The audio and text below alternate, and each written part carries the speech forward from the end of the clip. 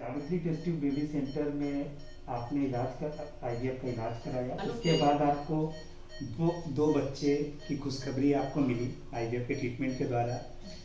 और इतनी बड़ी खुशी मिलने के बाद फिर प्रेगनेंसी के 6.5 महीने होने पर डॉक्टरों की टीम ने बताया कि आपको अब 6.5 महीने में ही डिलीवरी करानी पड़ेगी। उस समय आपको क्या महसूस हुआ? आपके अंदर कितनी घबराहट थी, या यहाँ की टीम को लेकर के आप आश्वस्त थे कि बहुत अच्छे से डिलीवरी होगी? बिल्कुल, टीम को लेके आश्वस्त थे, बट टेंशन होती है क्योंकि मैच्योर थे बच्चे, प्रॉब्लम थी। तो सर ने जिस तरह से मैम ने भी इन्फॉर्म किया था, मैम ने कॉम्प्लिकेशन बताया कि पानी वो छूट रहा है और ऐसे में बच्चे के लिए दिक्कत हो सकती है। और तो उस समय आपके अंदर क्या चल रहा था कि हम लोग अच्छे से, हमारी हाई रिस्क प्रेगनेंसी की टीम ये डिलीवरी को अच्छे से करा पाएगी?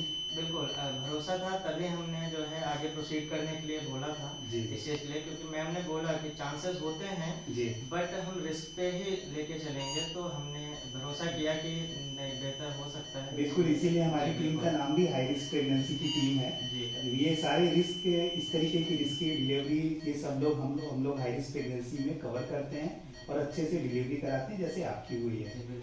उसके बाद डिलीवरी हुई, बच्चे हुए, और हमारे एनआईसीयू के डॉक्टर्स ने बताया आपको कि बच्चे 6.5 महीने के हैं और काफ़ी चीज़ें इनमें डेवलप नहीं है। इनके लंग्स डेवलप नहीं थे, सांस लेने में दिक्कत थी, हार्ट में भी दिक्कत थी, और आंतें वगैरह ये सब चीज़ें, और इन्फेक्शन होने के भी चांस ज़्यादा थे। उस समय आपको क्या लगा कि इतने एनआईसीयू की टीम, इतनी बड़ी टीम, हम सब लोग अच्छे से मैनेज कर लेंगे? जी, सर ने एक्चुअली जैसे बताया था, पहले भी बताया था स्टार्टिंग में भी कि ये कॉम्प्लिकेशन हो सकते हैं जी। एंड बच्चे जब हुए उसके बाद भी सर ने बताया था कि ये सारी चीज़ें हैं बट हम अपना बेस्ट ट्राई करेंगे जी। सो अगर आपको भरोसा है तो आप प्रोसीड करिए। तो हमने फिर ओके किया और सर ने, पूरी टीम ने किया, तभी आज ये रिजल्ट हमारे सामने है। उस समय बच्चों का वजन क्या था जब डिलीवरी हुई थी? एक का 800 ग्राम्स था, 820 and 870। Ji ji ji. Doctor साहब आप बताइए, डॉक्टर मनु आप बताएं कि बच्चे जिस समय 6.5 महीने पे हुए, उस समय इनमें क्या कॉम्प्लिकेशन थे और क्या क्या दिक्कतें थी, क्या क्या चैलेंजेस थे जो आपको मैनेज करने थे, और आपकी टीम ने कैसे मैनेज किया? जो बेबी में बॉर्न होने के टाइम पे जो एक्चुअल कॉम्प्लिकेशन थे, तो सबसे बड़ा था बच्चों को ब्रीदिंग डिफिकल्टी थी बिकॉज ऑफ लंग बहुत इमेच्योर थे। तो बच्चों को हमने वेंटिलेटर पे लेके लंग्स को डेवलप करने के लिए जो एक मेडिसिन आती है सर्फेक्टेंट, वो बच्चों में इंश्योर टेक्निक से डाला था।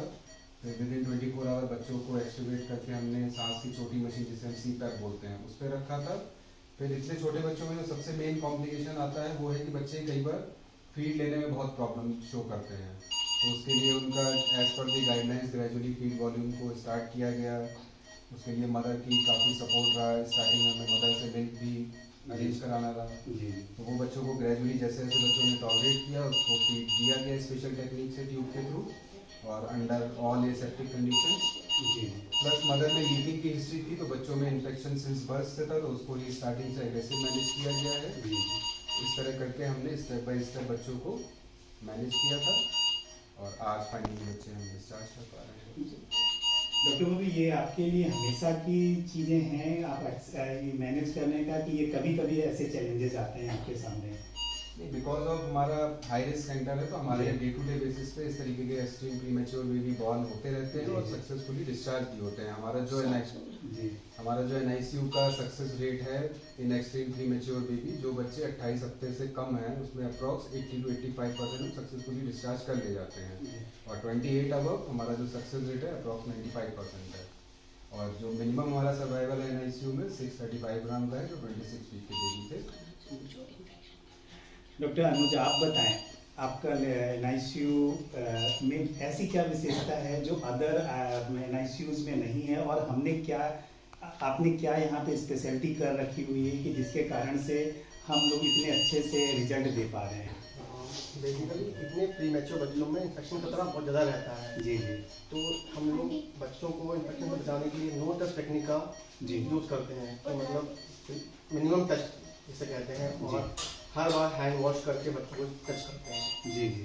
और बाकी एग्रेसिव न्यूट्रिशन पे हमारा बहुत फोकस रहता है, जितना जल्दी हो बच्चों को न्यूट्रिशन पे एंट्रल न्यूट्रिशन इस्टेब्लिश किया जाए, क्योंकि न्यूट्रिशन हम आईवी भी प्रोवाइड कर सकते हैं, लेकिन अगर लंबे समय तक IV न्यूट्रिशन पर रहेगा तो हम उसे इन्फेक्शन से नहीं बचा पाएंगे। तो हमारा मेन फोकस ये रहता है कि बच्चे को जल्दी से जल्दी फीडिंग मिले, जल्दी से जल्दी ब्रॉड स्पेक्ट्रम एंटीबायोटिक उनको स्टॉप किया जाए, जब तक इंडिकेशन है दिया जाए। प्रोफाइलेक्टिक एंटीबायोटिक को अवॉइड करते हैं और सबसे इम्पॉर्टेंट रोल आता है वो नर्सिंग का है। उनको प्रॉपर रिस्ट्रिक्शंस है कि ये प्रॉपर हैंड वॉश पे ध्यान देंगे, 1:1 का सिस्टर रेशियो रहता है जिससे कि क्रॉस इन्फेक्शन का खतरा कम रहे। प्लस हमारे पास डिफरेंट सेपरेट रूम हैं, स्टेप 1 एंड ICU जिसमें हमारे सारे फ्रेश इनबॉर्न बेबी होते हैं जो एसेप्टिक होते हैं। सेप्सिस बेबी के लिए हमारे पास 3rd क्यूबिकल है जिसमें हमारे सारे इन्फेक्शन वाले बेबी उसमें रखे जाते हैं, तो इससे हमारा क्रॉस सेप्सिस का रिस्क कम हो जाता है।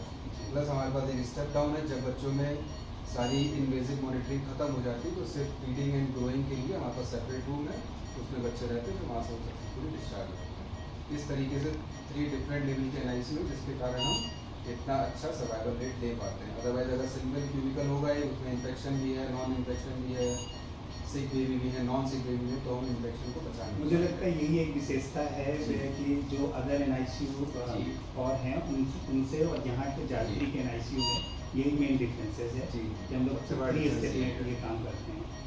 आप लोग बताइए कि हमारी NICU की टीम ने अभी एक्सप्लेन किया कि किस तरीके से उन्होंने ये चैलेंजेस को लिया और आपके गोद में 2 प्यारे प्यारे बच्चे लिए। आप क्रेडिट पूरे एपिसोड का क्रेडिट आप किसको देना चाहेंगे, क्या कहना चाहेंगे हमारे IVF की टीम को, हाई रिस्क प्रेगनेंसी की टीम को और NICU की टीम को? बिल्कुल, यहाँ पे जो मुझे सबसे मतलब बेहतर चीज़ लगी कि इतना ज़्यादा सेफ्टी रखा जाता है जी कि जो मतलब अगर मिलना है कोई एक ही पर्सन आ सकता है, वो भी प्रॉपर सेफ्टी के साथ में, जो कि सबसे मेन पार्ट होता है अगर ऐसे कंडीशंस में। और प्रॉपर आपको सारी चीज़ें बच्चों के लिए इंफॉर्मेशन देना, उनका ट्रीटमेंट जिस तरीके से होना, और मतलब बहुत ही बेस्ट था जिसकी वजह से रिजल्ट आज सामने है हमारे। मैडम आप बताइएगा, तो आपको 2 बच्चे आपकी गोद में हैं, आप क्रेडिट किसको देना चाहेंगे? आप उनकी मदद करें, आप बताएं, अब आप क्रेडिट पाएंगे हमारे बिल्कुल, क्योंकि इससे पहले कई जगह पे मतलब दिखाया हुआ है इन्होंने, कोई रिजल्ट नहीं आया था, ये लास्ट होप थी, और इतनी एज होने के बाद भी चांसेस ना के ही बराबर थे।